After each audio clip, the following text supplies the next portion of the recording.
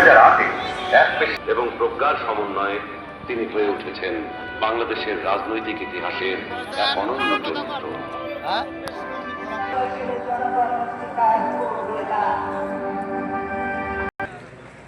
এবং জানাজায় অংশ নিতে আমরা এখানে সমবেত হয়েছি।